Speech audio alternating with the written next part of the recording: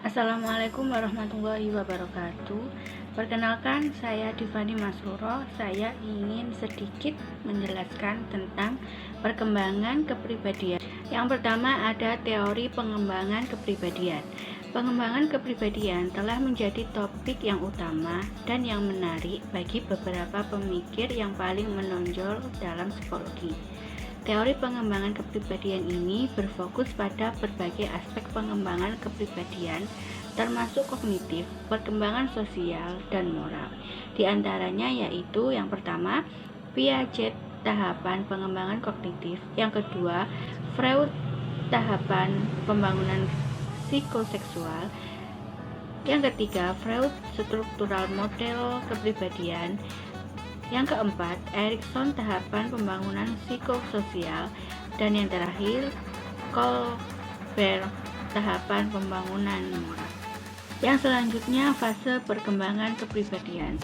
Dalam fase-fase perkembangan kepribadian di setiap individu tidak bisa disamakan dengan satu dengan yang lainnya, tetapi secara umum bisa dirumuskan sebagai berikut. Fase awal atau fase pertama yaitu dimulai sejak anak berusia 1 tahun hingga 2 tahun, saat anak tersebut mulai mengenal dirinya sendiri. Fase kedua, untuk fase ini merupakan fase yang sangat efektif dalam membentuk dan mengembangkan bakat-bakat yang ada pada diri seorang anak. Fase ini juga diawali dari usia 2 hingga sampai 3 tahun. Fase ini juga merupakan fase dalam perkembangan yang dimana rasa aku yang telah dimiliki seorang anak mulai berkembang karakternya sesuai dengan tipe pergaulan yang ada di lingkungannya, termasuk struktur tata nilai maupun struktur budayanya.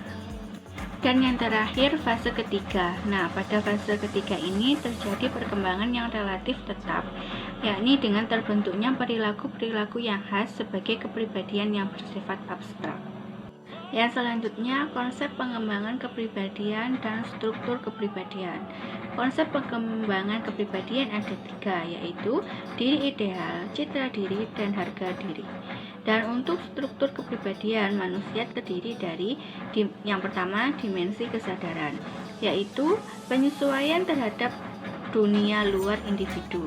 Dan yang kedua, dimensi ketidaksadaran, yaitu suatu dimensi yang melakukan penyesuaian terhadap dunia dalam individu. Yang selanjutnya, proses pembentukan kepribadian. Menurut Yusuf dan Nurihsan menjelaskan bahwa secara garis besar ada 2 faktor utama yang mempengaruhi proses pembentukan dan perkembangan kepribadian, yaitu faktor hereditas atau genetika dan faktor lingkungan atau environment. Yang pertama, faktor genetika atau pembawaan. Faktor genetika menjelaskan bahwa kepribadian juga dapat dipengaruhi oleh salah satu faktor tersebut, bermula dengan adanya hereditas individu yang akan lahir dibentuk oleh 23 kromosom pasangan X dengan X dari ibu dan 23 kromosom pasangan X dan Y dari ayah. Berbagai studi tentang perkembangan prenatal atau sebelum kelahiran atau masa dalam kandungan menunjukkan bahwa kemampuan menyesuaikan diri terhadap kehidupan setelah kelahiran atau bisa disebut dengan postnatal berdasar atau bersumber pada konsepsi. Kepribadian sebenarnya tidak mendapat pengaruh langsung dari gen dalam pembentukannya, karena yang dipengaruhi gen secara langsung adalah kualitas sistem saraf keseimbangan biokimia tubuh. Yang kedua, lingkungan.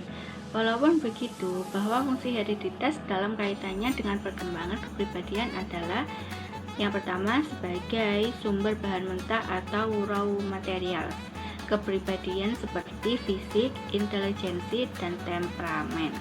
Yang kedua, membatasi perkembangan kepribadian meskipun kondisi lingkungannya sangat baik atau kondusif.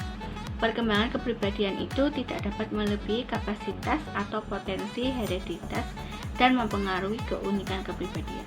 Dan yang terakhir adalah faktor-faktor yang mempengaruhi kepribadian. Faktor-faktor yang mempengaruhi kepribadian yang pertama, Faktor dari dalam atau faktor pembawaan ialah segala sesuatu yang telah dibawa oleh anak sejak lahir, baik bersifat kejiwaan maupun bersifat jasmani. Yang pertama, yang bersifat kejiwaan itu meliputi pikiran, perasaan, kemauan, fantasi, dan ingatan. Yang kedua, yang bersifat jasmani itu meliputi panjang pendeknya leher, besar kecilnya tengkorak, susunan urat saraf, otot-otot, dan susunan dan keadaan tulang-tulang. Dan yang kedua, faktor dari luar atau faktor lingkungan ialah segala sesuatu yang ada di luar manusia, baik yang hidup maupun yang mati. Di antaranya yaitu tumbuh-tumbuhan, hewan, manusia, batu-batu, gunung, candi, tulisan, lukisan, buku-buku, angin, musim, jenis makanan pokok, pekerjaan orang tua, dan hasil-hasil budaya yang bersifat material maupun yang bersifat spiritual. Mungkin hanya itu yang sedikit saya sampaikan, kurang lebihnya mohon maaf. Wassalamualaikum warahmatullahi wabarakatuh.